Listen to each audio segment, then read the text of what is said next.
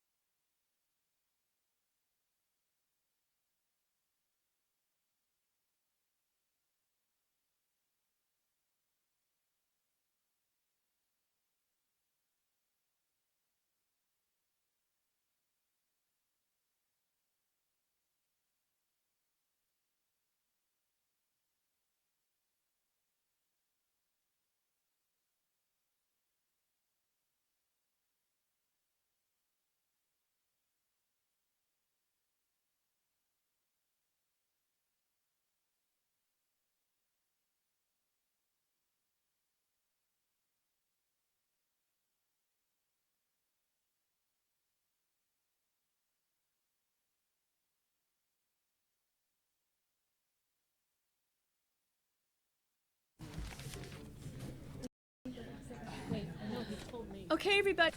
We have a lot of visitors here today. I understand we have. It's really wonderful places out there.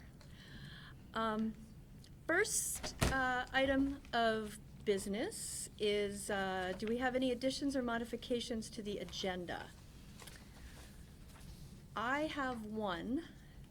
Sunny from the Burlington Police Department is going to talk to us about the police wellness program. So we will do that. I make a motion that, do I have to make a motion? I make a motion that we do that after the chief's report. So, yeah, I'll move that we add that to the agenda. There also was a city council resolution last night. Chief, are you covering that in your report? I can make passing, was going to make passing reference to it. Okay, if it doesn't come up in your report, we can always go into it in commissioners' updates and comments. So I think we could not add that. Okay. So I move to amend by adding the presentation by Sonny Provetto. Okay. I second the motion. All in favor? Aye. I want to welcome Chief Del Pozo back. It's wonderful to have you back here again. Thank you. And I also want to say thank you to Chief Wright for standing in and being active chief while Chief Del Pozo was out. You did a great job, and it's very much appreciated. Next, we're going to move into public forum. So far, I have 2 people who have signed up to speak to the commission. So first on the list is Richard Hilliard from Ward 1. So, welcome, Richard. Thank you.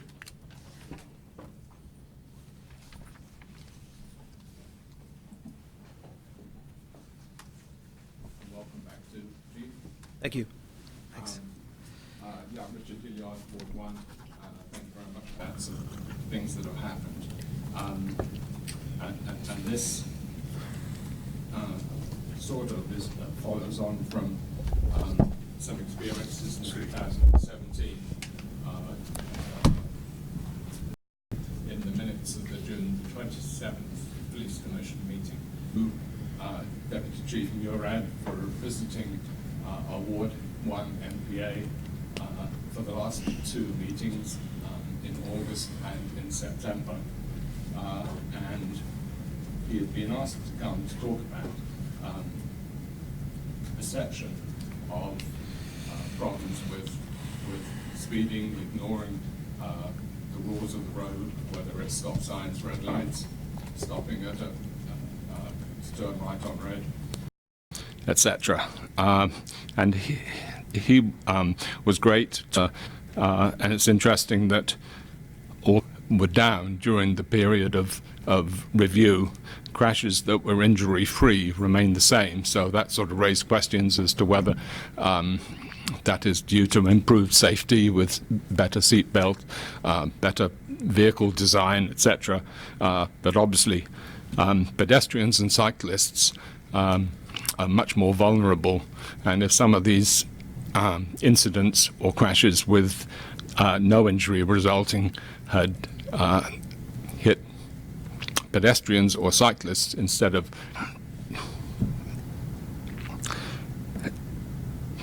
there was a clear reluctance from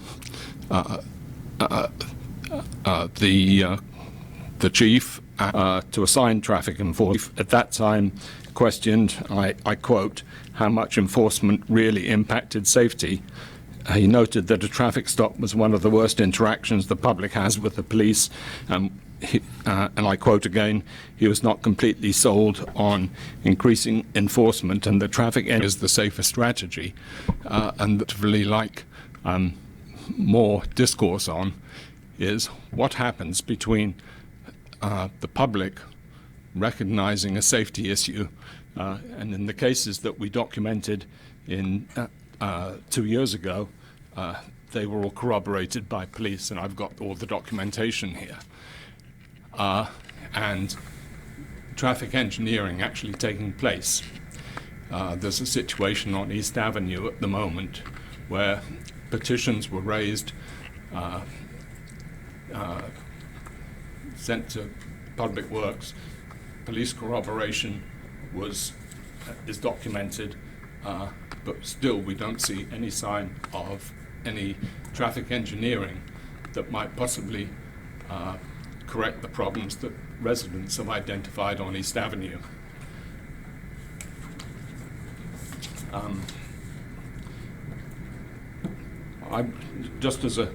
This is not a typical day, but I travel a lot, whether by foot or by vehicle area. Last Monday, the 13th, I was traveling towards Colchester Avenue on East Avenue at the speed limit, and I was passed by someone in a red Jeep, Vermont plates, trying to beat the red light.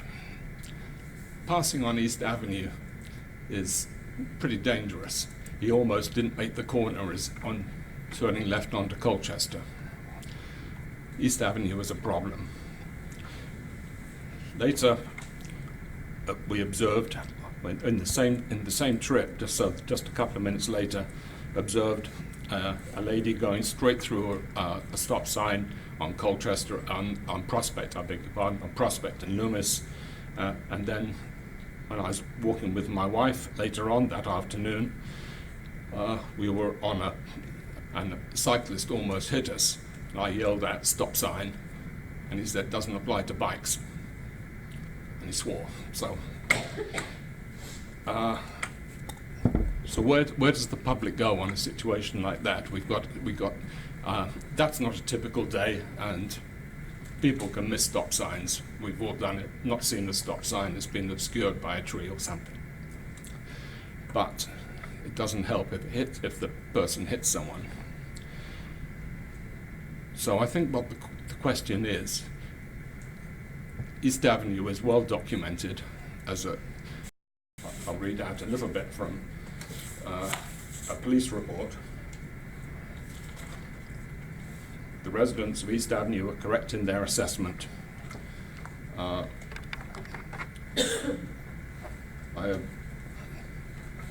not going to go on because I think it's perhaps inappropriate, but he made various recommendations, none of which have been properly conducted, and we still don't have any dates for any traffic calming on that particular part of the city. It's a main thoroughfare access to the city. So the purpose of my appearance here is to respectfully request, as a community, to bridge the gap between identification of a safety issue and, in the case of Public Works, actually doing something about it. And I'll leave it there. But I think it's a big issue. Do you mind if I ask you a question? Yeah. Have you checked with public whether you're on their list? Because I think there was just a news recently that there is a list 3 years long. Has anyone else heard this? That there was a neighborhood, I don't want to be mistaken, so I should be careful what I'm saying. So the TUC committee, the City Council's TE a few months ago, the problem on East Avenue, as far as we could see, it wasn't in the plan for next year either. Yeah, because I think it's a first in time type of prioritization. So obviously, as the commission, we can't compel Public Works. No, I understand. I'm looking for. But I would. Well, you did mention Public Works, so I would. Sure. Make sure that you're on the list at least. Yeah. Good advice. Yep, and we're trying to do that. We've been to Public Works, we've been to, obviously, Police Commission. We've brought it up at MPA meetings, and as I say, we went to the TUC committee just before the last election, so that's probably 6 months ago. So anyway, the point is there's a gap between identifying a safety issue and the traffic engineering that I think the chief is spot on in saying that's the real answer. What do we do about the gap? Is it traffic enforcement? Is it something we can do in an interim? I'll leave that to the experts. But Okay, thank you very much. Appreciate Thanks. your. Thanks, Richard. Thank you. Coming. Thank you. Okay, Trish O'Kane. Welcome, Trish. Thank you. Thank you for bringing your class. Thank you very much. Yeah, so my name's Trish O'Kane. I teach environmental studies at the University of Vermont, Thank you so much for the work, allowing a whole class of students to come in and listen, for students to understand how they can participate and be active citizens. And this assignment they're doing is to understand what is a commission and what does a city commission do. Some of them will be for commissions in the future, maybe even this one. But tonight, this is the first time most of them, if not all of them, have ever been to a commission meeting. They don't know what a commission does. And so I'm asking you the question to taking this time to do that instead of making a statement, to ask of the mechanics of how the commission functions. You meet once a month. Do you meet in between? How do you communicate with these commissions occurred? So how is the commission's work changing? And concretely, what is a commission? You want to take it, Sheree? I speak too much tonight, and I already have. So I'll start and then let folks jump in. So we are an advisory commission. There are 7 of us. We are not necessarily from different wards, so it's not as though they have to have one from this ward and one from another. We are appointed by the mayor and city council together, and it's a 3-year term. We select our chair, and we do that every year. We don't use Robert Rules of Order, if you know what that is in terms of, motions and seconds. We're less formal than city council. We do have motions and seconds, and that's about it. We don't make it overly formal because we want this to be somewhere where folks can feel comfortable coming in and speaking. So we have public comment at the beginning, and for example, in city council, the comments can come to the city council, but you don't hear dialogue, but back and we meet once a month, every month of the year, unless something comes up, we do meet. We do have to abide by open meeting laws, so we communicate as a group on substantive issues by email, or when we're not in a noticed meeting, we have to be very careful about that. So we can distribute things to each other as a group, but we can't send an email on something that is police commission topic that goes to the whole group. Would have to know about that and have so we'll be involved if there's a promotion. One of the commissioners will be invited to participate in that. Policies and directives, those will be brought to us, and we'll have say, and we'll go back and forth, and it's not just, I don't feel like we're talking feedback, and we'll see complaints. Everyone that comes in, eventually after they're reviewed by the department, we then will participate and give our advice on what the recommendation.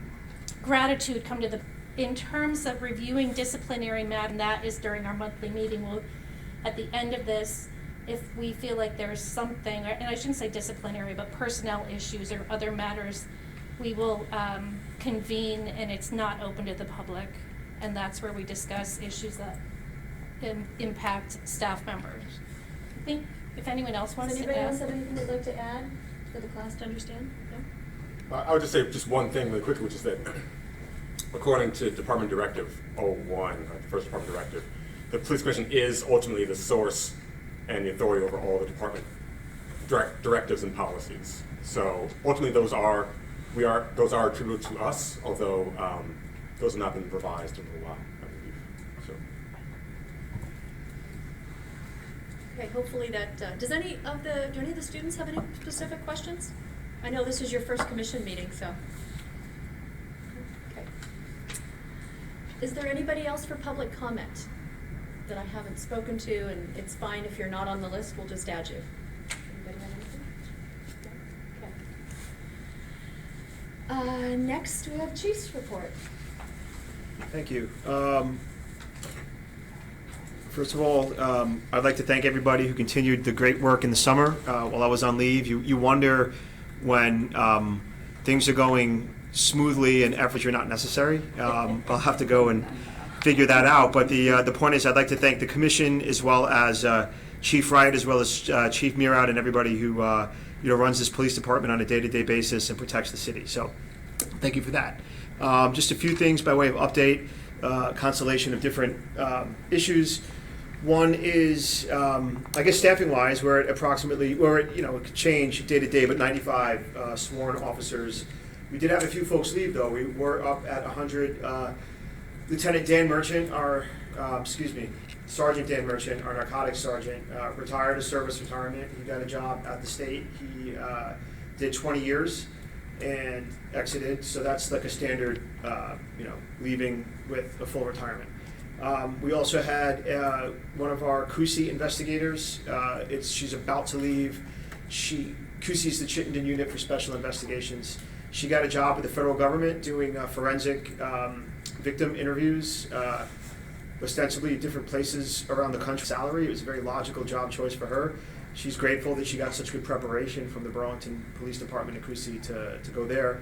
And then we had two people quit. Frankly, they're new officers who said just the city and the department wasn't the right fit for them. They're looking at other agencies, one a county sheriff, one another local police department. They cited the busy, high volume urban dynamic of Burlington as just not the fit they thought it would be, and that's important. If you feel that way, don't do that for 3 years and then decide to leave, like you want to leave fairly soon. And then we had an officer leave from the police account, brought us back down to 95. That's where we are. So was that officer one of the three individuals who went to the academy last month? Yes, that's right. So now, two. So two are at the academy at present.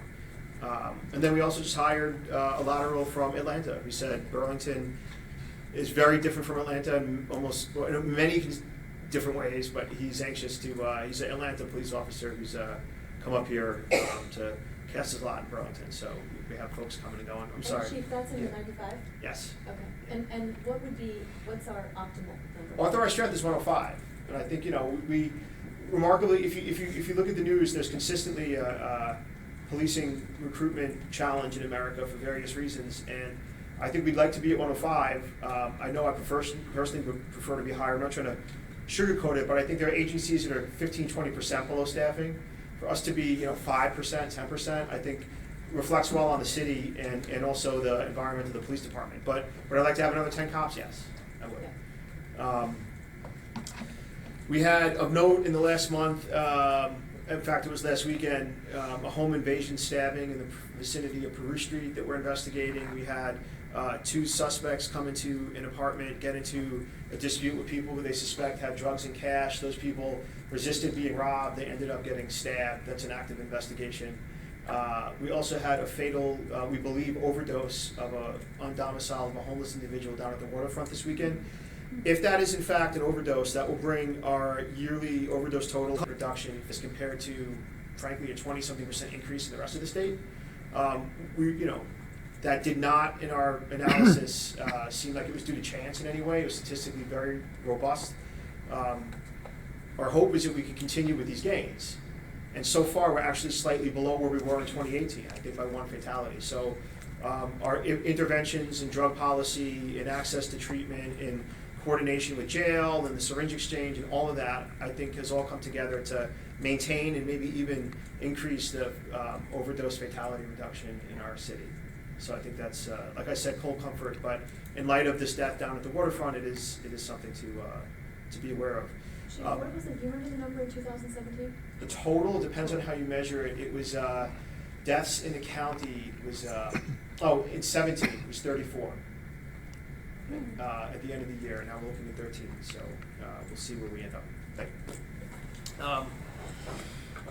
One or two more things. Speaking of procedures that do or don't get revised, I don't know if you want to say anything about this, Eric, but rights and dignity related directive. So yeah, so we've been working with. Introduce yourself. Oh, sorry, I'm Corporal Eric Cradible. I work with the chief on projects and policy. So we saw that the Philadelphia Police Department had recently come out with a new directive in how their department interacts with non-binary and transgender members of the public. And that kind of caught our eye during Pride Month, and obviously we had that kind of sad beginning to that month with the burning of that Pride flag. But that kind of gave us some energy to look and see if that was a directive that we could benefit from within our department. So we've been working with the Pride Center and crafting a directive. We've gotten feedback from them, and I think we're getting pretty close to having one ready for the commission to review. You want to just talk about just sort of what give a Yeah, brief survey of what it covers? So there's some historic mistreatment by police of members of non-straight sexuality. So there's issues of trust. There's also issues of how they're treated if they're in custody by other people who are also in custody. And so this directive looks to protect them while they're in custody, but also to ensure that we don't treat them any differently because of transgender, non-binary, or other sexual characteristics. Some of the things that you wouldn't normally think might come up, but that do are if you're doing a search of a person, some transgender people will have anatomy that's prosthetic to help them conform with their identity. And how does that come up during a pat-down search? And so I think that in addition to having policies on paper, there'll also be some training, and the Pride Center is excited to work with us on training as well. Yeah, I mean, to sum it up, so there's vulnerabilities that population has just based on the stigma that they still face, and so we worry about when they're being detained, if they're being detained in a safe way or in a more general population, when they're being transported as well, the manner in which they're searched, for example, but also using the right pronouns and addressing someone. And then how do you, number one, establish somebody's legal identity so you can properly ascribe their history to them and make sure that their court record is consolidated and everything, versus also acknowledging the names that they use to identify themselves with, which may be different from their legal identity. So it's a procedure with stakeholders out in the community. So you'll be seeing that soon. Thank you. Thanks. I guess one or two more things. I also like to thank Councilor Karen Paul for coming here tonight. So your presence is acknowledged. In that vein, I know last night there was a resolution passed by the 7-5 by the City Council acknowledging the hard work and dedication of the police department. I know that wasn't a unanimous resolution, but I know the officers were palpably, many attended. They were grateful to the councilors who full-throatedly gave an endorsement to the resolution.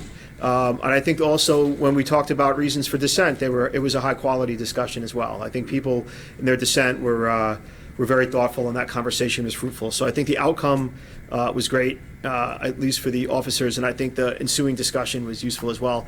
And lastly, I know we're going with the task force. There'll be a task force update, but I wanted to publicly thank Police Officer Vincent Ross, who's not here right now, as being one of our representatives on the task force.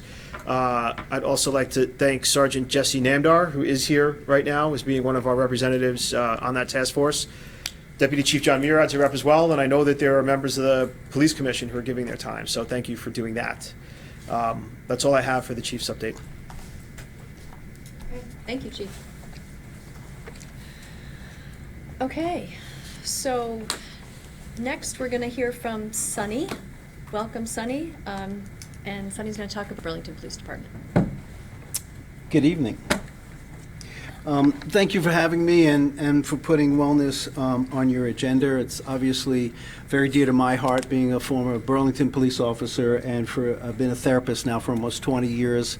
I've also been a 9/11 therapist as well. So I was at Ground Zero at September 12th and had the privilege of working with the New York City Police Department from 2003 to 2009, where I really honed my craft in working with police officers.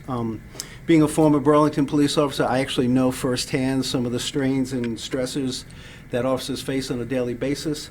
I can tell you from my the stresses and such greater than it was in the 1980s, even in the stand at the crossroads of every crisis. They're seeing more become mental health workers and first responders in terms of protecting mental health. I've said this in behavior, and what I mean by that is that there's no other person that I would want in crisis other than a police officer, people safe. In 2011, I was asked by the former chief, Mike Sherling, to help the organization get through a tough homicide that happened just a few blocks from here. Mike Sherling actually pulled me out of retirement, and we started what was called a CARES program. The CARES program is an acronym for Career Assistance, Resources, Education, and Support. And tonight we've talked about retention, we've talked about trying to hire police officers. One of the biggest things I think that is a challenge is it's a long career. If you can think that some officers may expose themselves on a daily basis to 2 or 3 traumatic events just in one 10-hour shift, you can do the math and compound that by 10 years. You can see what kind of strain and stresses it puts on the officer's psyche. That being said, we have a rate of 35% of post-traumatic stress disorder within the profession. That's almost double of what the military experiences, 31%. So there's a real big incentive to provide a robust and effective wellness program for our officers. One, we want them to be healthy, we want them to interact with the public in a healthy manner. We want them to get to their retirement because they deserve it. And we also want to help them keep themselves and their families intact. We talk about retention, and the wellness program, in my estimate, is a really important piece of retention. It costs the city about $100,000 to train a police officer to go through the police academy and then get through field training until we can actually use them. It takes about 8 months. And so we have a great investment in keeping these officers sane and quite healthy. In 2017, the chief and I spoke about developing what would be considered the gold standard in police wellness, and that is creating a peer support team. Today we have 12 trained peer support officers from the department. I happen to be the clinician that's embedded with that team, and actually today we did an intervention for one of our officers who had gone to an untimely death. Process really works. And so we train and educate all of our new officers that come prior to going to the academy. We have a post-basic training class for them where we educate them in understanding stress and trauma. And the Burlington Police Department has one of the only peer support teams that is trained and certified by the EMDR Institute as paraprofessionals. And I don't know if you know what EMDR is, but EMDR is a highly effective form of psychotherapy that treats trauma. They're international instructors, and they trained our peer support officers as paraprofessionals in EMDR early intervention techniques. And as a clinician, those would be the kind of techniques that I would use in the recent wake of any traumatic event to help people stabilize and help prevent the development of PTSD. So we have a highly trained organization here. It has the full support of the command staff, and more importantly, even the support of human resources. And when we're trying to support officers through this long career and help and support them in many different ways, that collaboration and the ability to work at all those different levels, I think is extremely important in making the department a program a success. There are less than 2% of police departments in the United States that have programs like this. And so, it really relies on the support of the command staff to allow me to do what I think is clinically sound and clinically ethical to protect our officers. And now that we have a very serious homicide going back to trial, my job is actually starting to work with some of our officers who have to relive that horrible day and that really intense experience for them that can be overwhelming. So it plays an integral part in keeping this department. Right now on the drawing board program, it's a 6-week training program that are going to teach to all of our officers as well as all of the support staff that works in the program. The biggest challenge with that is getting a group of people to come, every week at the same time, especially with rotating shifts. So we're leaving that up to Deputy Chief Wright to kind of figure that out. We're also instituting what's called biofeedback. And I'll explain biofeedback really quickly. So with technology today, our computers are capable of monitoring the balance of but we're really measuring what's called heart rate variability. Of a balanced or an imbalanced nerve ability is somebody that can handle stress, and poor heart rate variability is somebody who can't handle stress. We have a mechanism that we want to, at some point, run all of our officers through the biofeedback program to see how they're doing, especially pre-critical incident and then post-critical incident. And another key component of the biofeedback program is that mindfulness is one of the best practices to balancing our nervous system. So even for those skeptical cops, and we have many, right? When you hook them with them in real time, that how breathing actually change the way their heart responds to the respiratory system and how the heart sends signals to the brain, you have cops now who are more relaxed, right, less frustrated, right, and who can handle more stress. So I think the mindfulness program is the next initiative that we actually want to put forward. 3 weeks ago, I was in Geneva at a World Health Organization training where I was trained. Our police officers here are going to be called in early intervention techniques. And more importantly, I think it's important for the discussions to be had behind closed doors with myself and the chief and his command staff around in the unfortunate and unimaginable event of a mass shooting. And it happens every day in America. How are we as first responders prepared for that? I've lectured with the FBI, I've gone over protocols, I've written protocols, and what I want to share with you is that the Burlington Police Department has invested in making sure that even this aspect of what we would do in serving our community as a police department, we're trying to cover that piece as well. Great, thank you, Sonny. Okay. Anybody have any questions? I think I have one, Yeah. maybe two. What are, Sonny, thank you so much for coming. I think it was I who suggested you come last month, so I'm glad to see you. Thank you. I hope to see you more. What are the deficiencies that you're facing? I know that with the good news, there's always some news that's not so palatable. And the reason why I asked that question is I just want to know how we can help. So, did you say what are the deficiencies? So where are we lacking? The wellness program, yes. Yeah. So when I was doing this by myself prior to the peer support team, I was doing about 300. With the peer support team, those contacts have gone up to in excess of 500 contacts a year. I think where we're deficient is, one, is that we can't organize the organization in a way that we can provide consistent training, whether it's mindfulness or whether it's practices that allow people to enhance their health, and we've tried that. So the FIT program has been in existence since 1998. We've tried bringing yoga in and doing it at roll calls, and it's just one of those. The police department is a mechanism that goes on 24 hours a day. It's hard to grab enough people to provide the kind of training we think would be really helpful.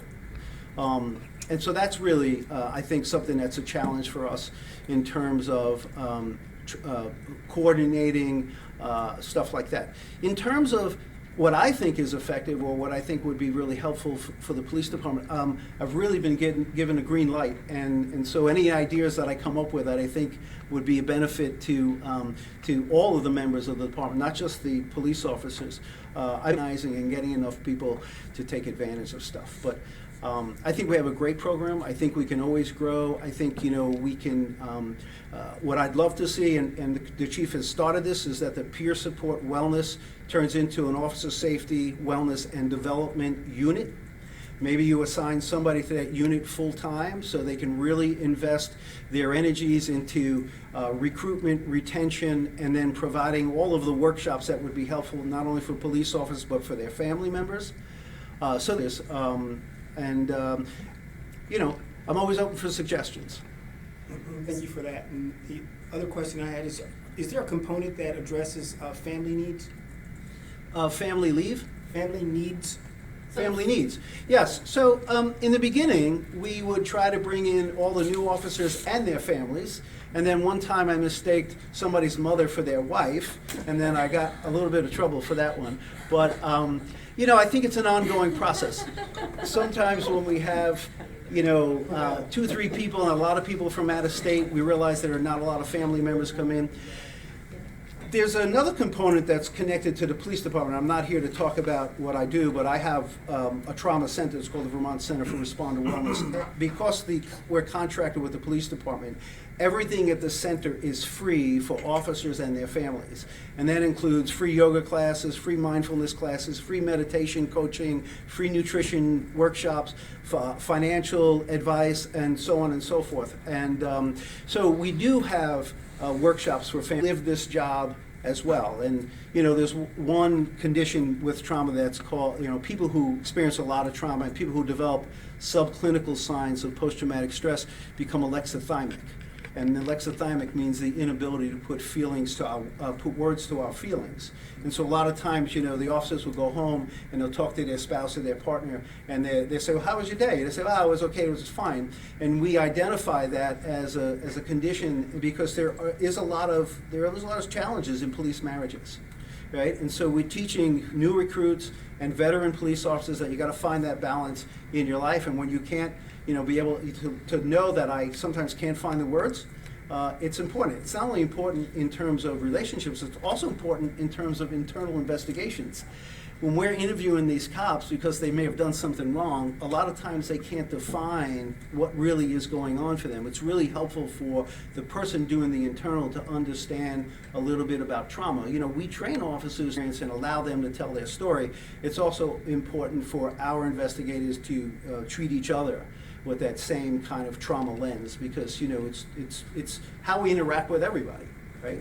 So, Thank you, Sonny. I have Thank no you. further questions. Sonny, I have a question, and Sure. I think Commissioner Hart, you go first. Go ahead. I just have a couple quick questions. Thanks for coming out. First, so what's the size of the team that you're working with respect to providing therapeutic services for PPD? And then also, you spoke to this already a little bit, but I was curious more about your training and credentialing. So what besides putting aside the police training that you talked about, what your therapeutic training and credentialing? Okay, so I'm hard of hearing if you haven't figured that out yet, right? Too many sirens in my lifetime. So one is, what's the size of the team? So we started out with 15 peer support members. I think we're down to 12. People rotate out; they get different assignments. Some people retire, and so we're always, every year we put out a call for new peer support members. We try to train at least six times a year. With the new training I just went to, we're going to be training once a month for 8 hours a day, and we're training from everything from learning, breathing techniques and stabilization to actually what's called eye movement desensitization. So teaching our peers to be able to desensitize the traumatic event for the officer within hours of the event. And I can get into the foundation of EMDR therapy in and of itself. And then was the second part of your question, what's my training? Sorry, your training and credentialing, that's correct. Okay, so I'm a licensed clinical social worker. I've been doing trauma work since 2001. I graduated UVM in May of 2001 and was in September, was down at Ground Zero September 12, 2001. I'm a trained EMDR therapist. I was also awarded the 2018 award by the EMDR Association for treating first responders. The way we treat first responders over the center is we treat them intensely for many hours in one day, and we treat them from a top-down approach, which would be psychotherapies, and also a bottom-up approach, which being yoga and mindfulness. And so the center has a yoga studio, and we try to treat first responders in a way that's holistic, and we do sometimes manage them with medication, but that can get in the way of them getting back to work. In 2017, I testified as a subject matter expert in front of the Vermont legislature, and we changed the law, and Vermont was the first state to have a workers' compensation law that recognized post-traumatic stress in first responders as a compensable injury. And it was my testimony that day, then we even do depression, and we really know effective ways of treating trauma, and that's how we've been treating people at the center. The early intervention, which we do at the PD here, is so instrumental in preventing. The intervention I did today with the officer had an association to a past trauma that was triggered by a police-related event. And if you understand the police training, we train officers to really become task-oriented when they're exposed to high levels of stress and sometimes grotesque trauma. And so the officer will complete the task that's assigned to them. However, at the same time, they can overexpose themselves to the trauma.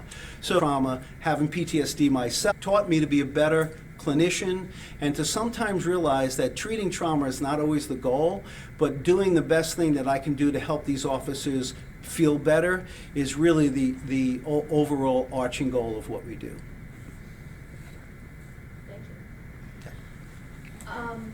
I just want to follow up on a question. So when you said, and I would frame it like, in an ideal world, what would you need more of?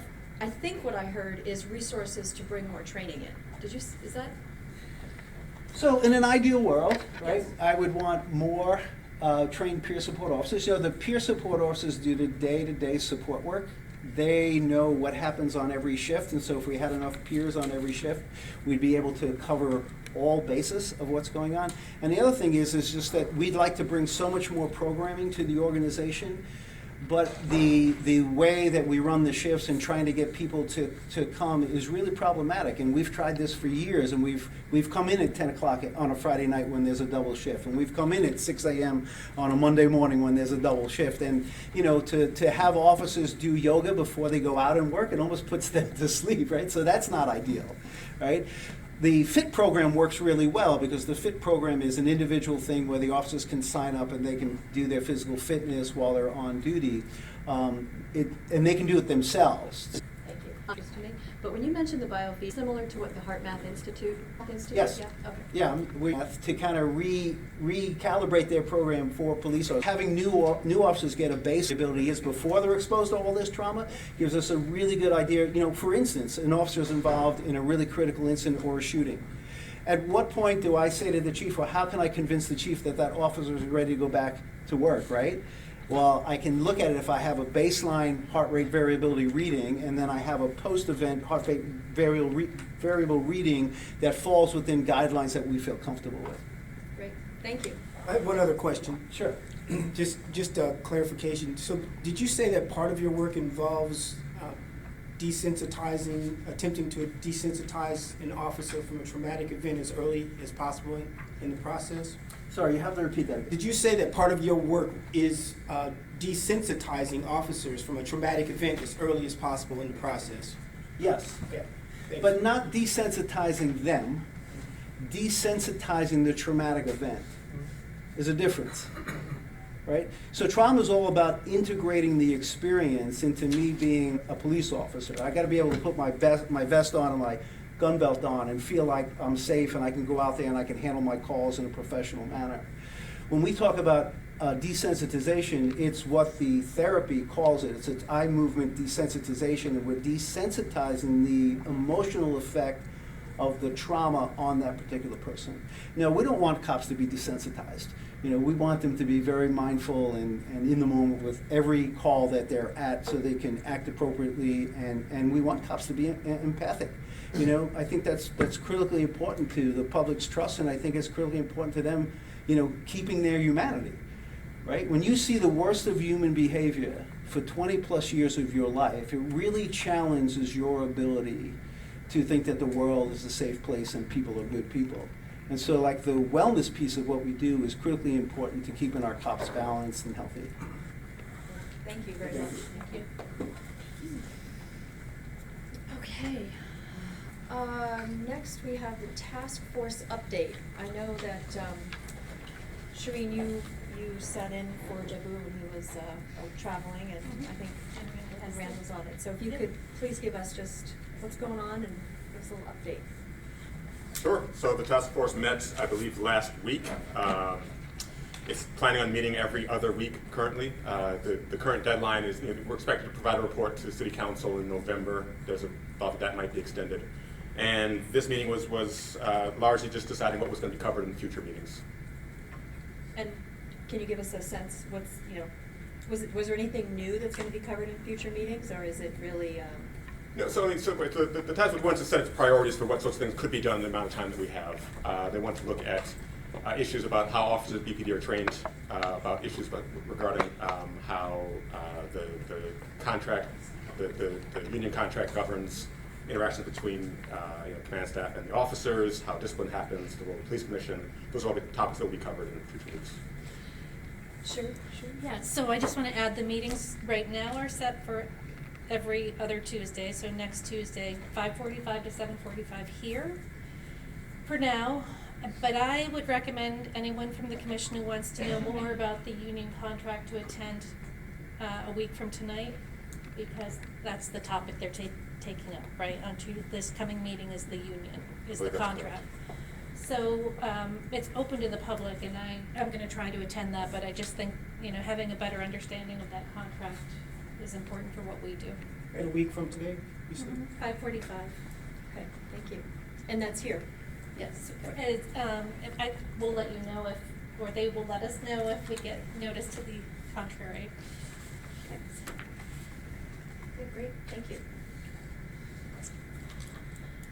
The next item, notifications from Burlington Police Department. I sent, hopefully all of you had a chance to look at the email. I sent everybody an email on that, given some history and also just kind of the 3 buckets that we're looking at as a way to notify the public of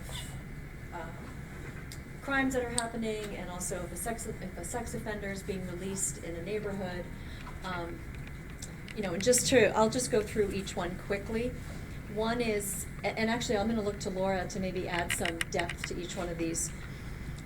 For really urgent matters that we really wanna notify the public on safety, there's something called Vermont Alert, and it sounds like that's a couple of months out from being, rolled out. Yeah, so Vermont Alert is statewide, but the city is basically establishing a city kind of focused, using the same system. So you can go on Vermont Alert anytime and sign up for different areas of the state that you want information on.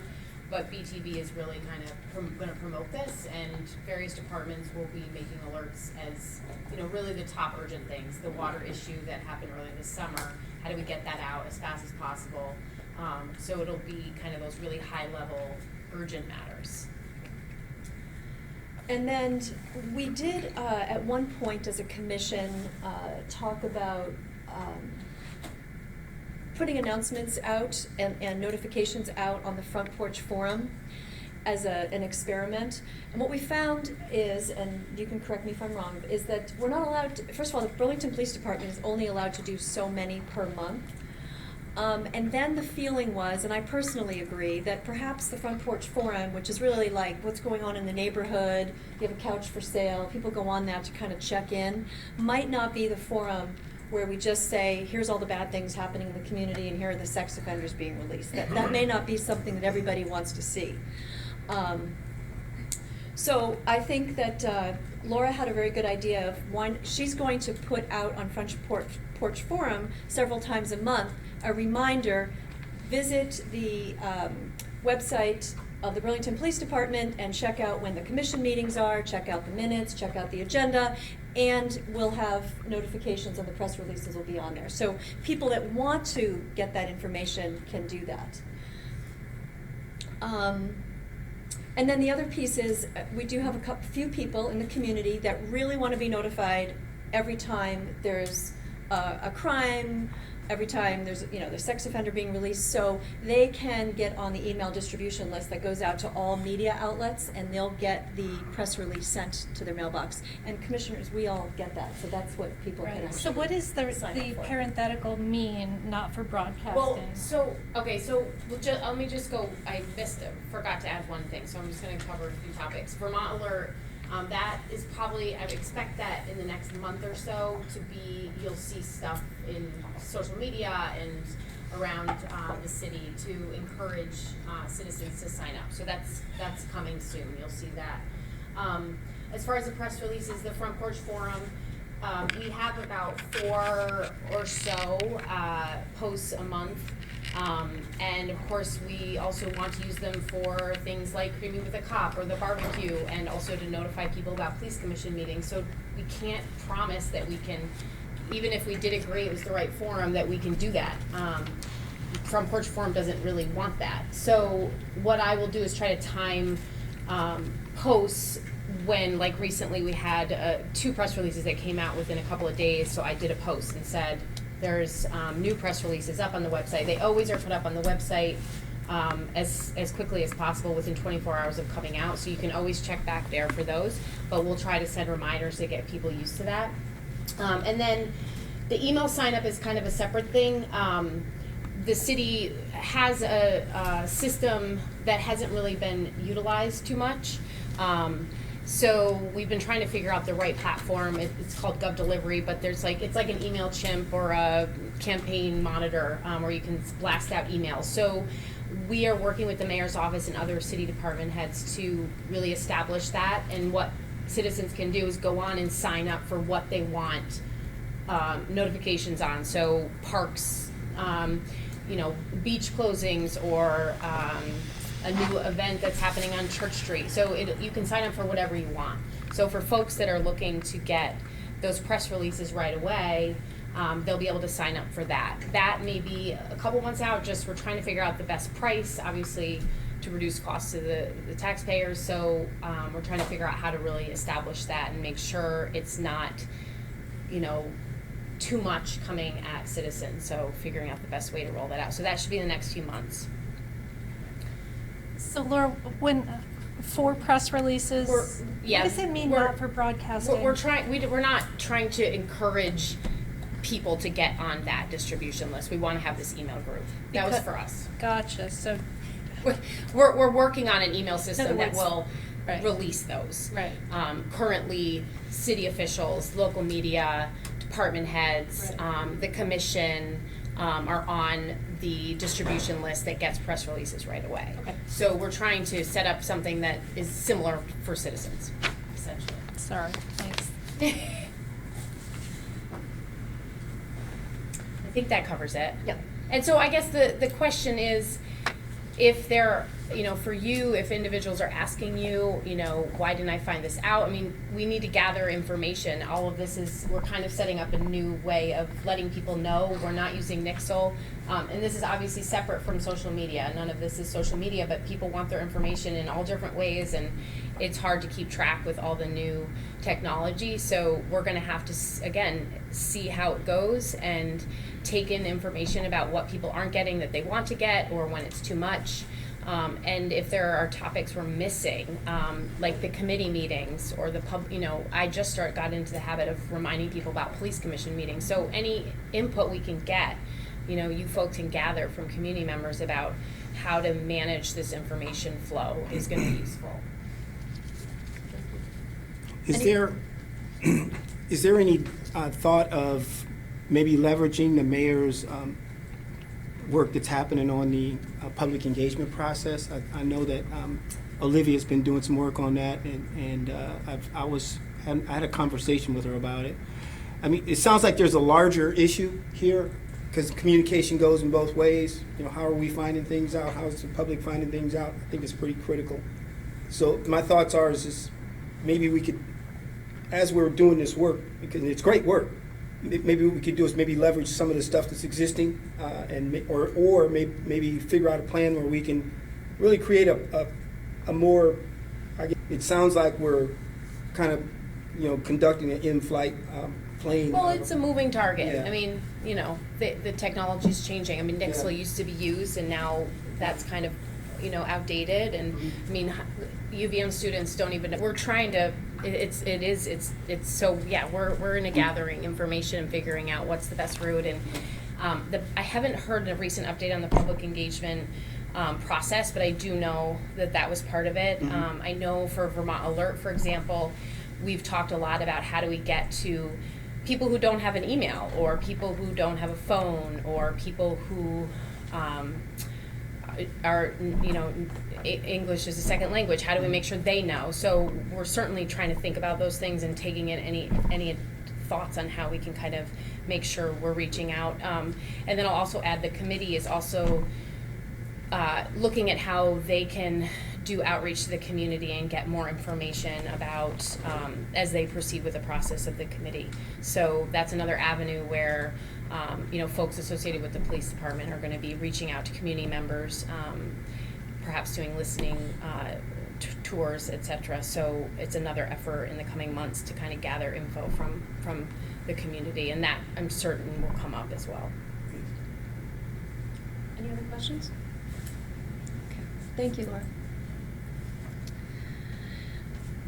Use of technology in assisting investigations. I think, Randall, this was something that you had wanted to discuss. That's correct. I'll just say a number of police departments across the country are facing various issues with respect to kind of how technology is being used for investigations. I'll just focus on two things right now that I'd like to make sure we're paying attention to. The first is partnerships that police departments have with essentially private surveillance companies. I'm thinking particularly like Amazon Ring, for example, right? Things which allow people to record passersby. I think that at least one municipal police department in the area does have a partnership with Amazon Ring. I believe it's Essex, but I'm not positive about that. The other concern that I have is just the use of facial recognition technology beyond just kind of individual citing of photos, et cetera, which might automate the process of identifying faces based on video data, video feeds. Both of those, I think, raise some concerns about privacy and some other concerns. I just want to make sure that if the department is either using any of those methods right now or is thinking about using those methods, that it have some process for deciding what's appropriate to use and what's not. So it's just a request first for kind of what is the department doing with respect to technology, either Amazon Ring partnerships or facial recognition software technology. And second, does the department have any plans or interest in adopting such technology in the near-term future? Yeah, so those are great questions. As you know, they're of interest to me, both for professional and scholarly reasons. The principal people we contract with technology-wise, period, are the Axon Corporation for the body cameras, and also Valcor for our records management system. We don't have any contracts with anything. For example, Vigilant Solutions is a worldwide aggregator of license plate reader data. We do not work with them. We don't work with Amazon Ring. We have no such contracts. And if we did, contracts are a public record with the city. I mean, we can all go verify that. As far as facial recognition goes, that's an interesting question because I think I mentioned, to Randall just as a philosopher, I was at NYU Law School about a week ago meeting with the president of Microsoft, Brad Smith, about facial recognition technology. He's very interested in how this technology is going to become a critical part of not just policing, but commerce and everything else. And they were looking for some ethical insight and legal insight into how to proceed with it. So it was interesting to be part of, honestly, a fairly small group of people that were talking to the president of Microsoft about this. And our consent, there's no consensus, right? So there's professors in the room, so there's no consensus. And it was, but the thought is that my instinct is to be again prophylactic approach if you're scared of where it's going to go and it's around you. However, on the other hand, I don't think that jurisdiction technology without input from the commission, but also something like the city council or the state legislature about its role in its role as evidence do you need to, if necessary, in what range of cases would it be used as evidence? Should it be something like technology that's always humming in the background and always collecting information and then tells you when it found something? Or should it be something that's only used when I'm looking for this particular person, Brandon Del Pozo's wanted, and then you go and do a narrow search for Brandon. The other thing to think about is that the accuracy of facial recognition is not uniform across race, for example. And so right now it's a less reliable technology for race. One of the things that the New York City, meaning a less reliable technology if you want to positively identify, for example, Black Americans. And that is a huge problem with equity. So one of the things that, for example, the New York City Police Department has done is been very transparent about the way it uses facial recognition, and it's unequivocal that it does not provide probable cause. It is just something that has to contribute to suspicion. Then you need independent probable cause. So, and then they're clear about their evidentiary rules. We're not even there yet, because number one, we don't have plans to procure facial recognition technology. And number two, we haven't had this very acute need.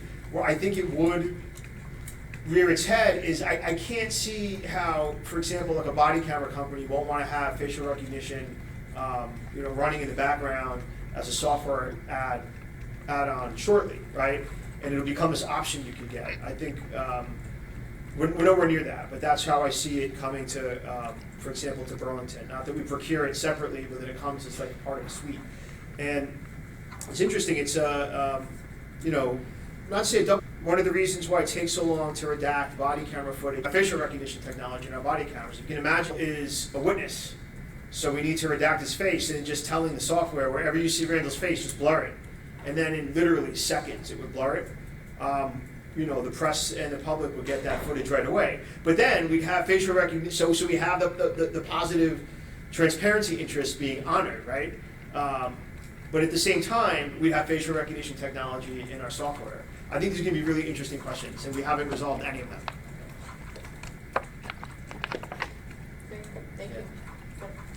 Yeah, or I get it. I just say, I would hope and expect that should those plans change in the future, there'll be further discussion about that. No, we would not introduce something like facial recognition to the city or the police department without a formal process with the commission and the city council. Yeah. And again, we have the other things you were concerned about, or as we don't have them, nor are we contemplating getting them. Okay, thank you. Next on the agenda are the commendations that we all received this month. I love reading through those. I hope all the commissioners take the time to read through them. And just for the class that's here, what those are letters that come in mostly from the public, just really wanting to say thank you to an officer that responded to a need that they had in the community. So, any commissioners have any comments or about the recent letters that we received? Yes. I had a comment. Recently at BHS we had a lockdown drill and they changed how we're supposed to deal with them into the hit, run, attack.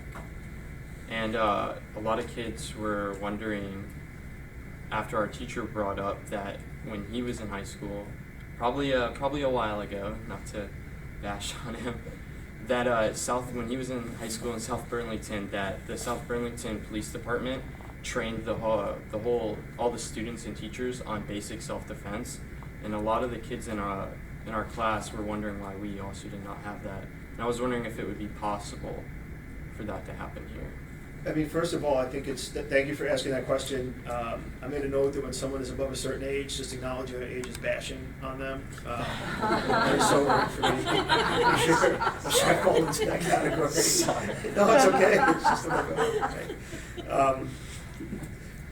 With age comes some wisdom, hopefully. So anyway, the upshot though is, number one, like the fact that we have to do lockdown drills, the fact that high school students would come to us and say, "Could you teach us to fight?" is like extremely lamentable.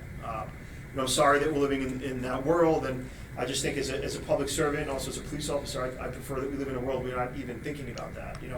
On the other hand, I thought you were going to say this, but when I was young, if you want to bash on me, this would be completely irrelevant to everyone in this room, but they taught us to hide under the desks in case a nuclear bomb went off, because when a nuclear bomb goes off, it will shatter all the glass, and the glass can kill kids. So we used to do these drills where you'd hide under your desk, literally in the event of nuclear war. So, and then you have to know where the fallout shelter was. So now we're in a world where we have the luxury of not giving much thought to that, right? But then we have this terror prospect of someone we might even know coming into our school and shooting. I suspect, and I don't have the city attorney here, but I suspect there'd be a lot of liability associated with the police department teaching students how to fight. Number one, I mean, for obvious reasons. Number one, if you fought not in self-defense and you used the city's tactics, you might share some liability in that. And number two, even in the event of a crisis, if they ever failed, we'd share some liability. That's just my hunch, right? But you're right about a change in lockdown drills. It used to be just shelter in place and wait for the police to get there. Now I know in a lot of schools, if you're on the first floor near a door, you run. If you're in an isolated place, you shelter. And if you're confronted, you fight. Like, I can't, ultimately what we're trying to do, and I guess I'm dodging the question a little bit, is just buy some time, buy a few seconds, get as many people out of harm's way as possible.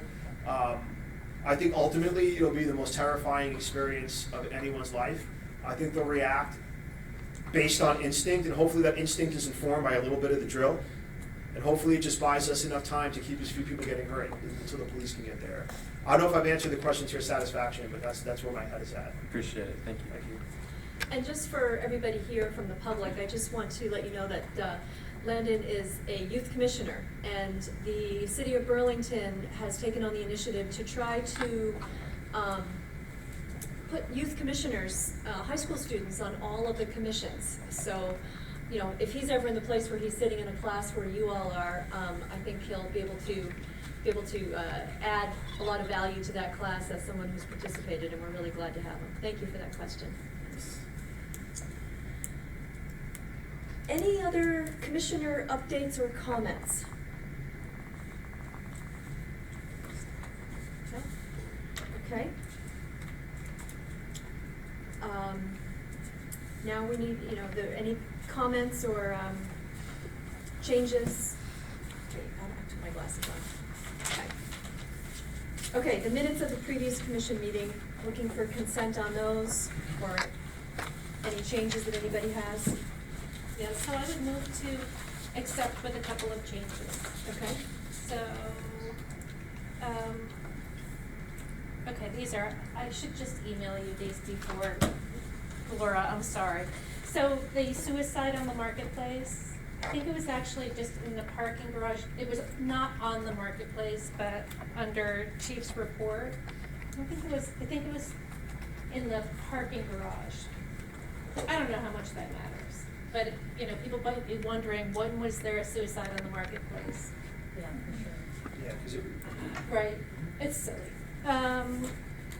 Okay, and then, under review role of police commission, it's just a typo, it says Chair Ash answer, but it should be asked. Thank you.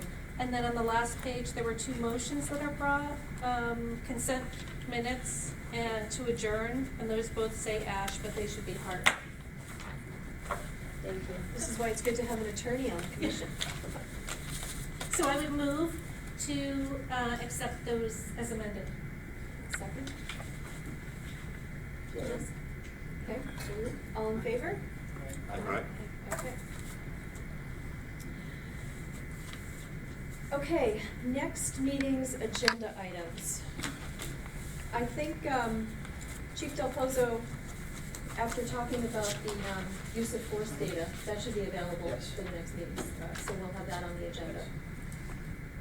I'd like to keep the task force update on the agenda, so we can stay in the loop on that. Anybody have anything else they'd like to add? And if there's, Is it possible that we could, maybe not next meeting, but at any point, hear from the union? If for no other reason, just for the Sure. what's important.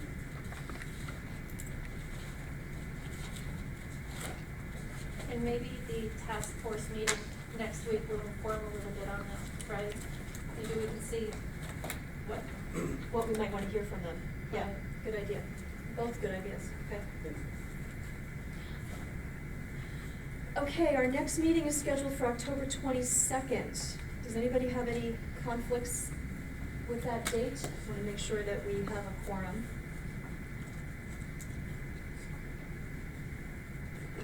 Okay, everybody's checking, we'll wait a few minutes.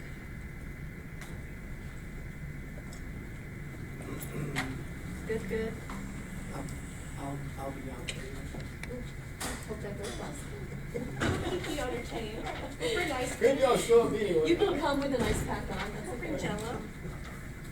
Okay, so we'll still meet October 22nd.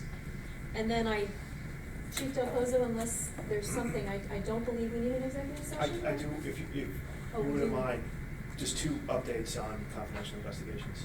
Okay. So personnel, Yes. so does someone want to bring a motion? I move to enter executive session for the purpose of discussing personnel. Second. All in favor? Okay. Okay, we'll move into executive session, and again, thank you everybody for coming. Especially the students. Yeah. Especially you.